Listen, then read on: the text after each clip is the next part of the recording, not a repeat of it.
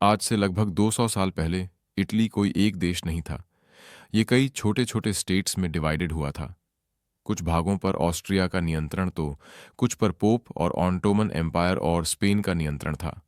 हालांकि इटली के लोग एक जैसी लैंग्वेज बोलते थे और कल्चर भी एक था, फिर भी वे एक नेशन नहीं थे।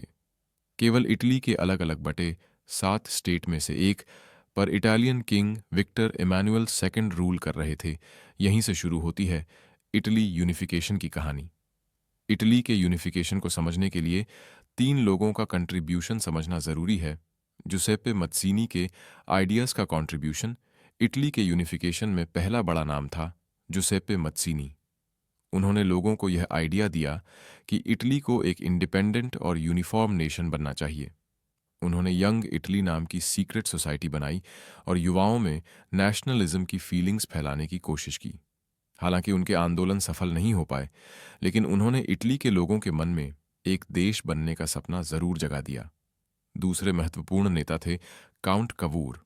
वे सार्डिनिया पीडमॉन्ट स्टेट के चीफ मिनिस्टर थे। कवूर बहुत चतुर डिप्लोमेट थे। उन्होंने समझा कि केवल रिवॉल्यूशन से नहीं, बल्कि वॉर और डिप्लोमेसी से इटली को एक किया जा सकता है। उन्होंने फ्रांस से दोस्ती की ऑस्ट्रिया के खिलाफ वॉर किया और नॉर्थन के कई क्षेत्रों को सार्डिनिया पीडमॉन्ट में मिला लिया। इससे इटली के यूनिफिकेशन की प्रक्रिया तेज हो गई। अब आते हैं सबसे साहसी नेता जुसेप्पे गारिबाल्डी।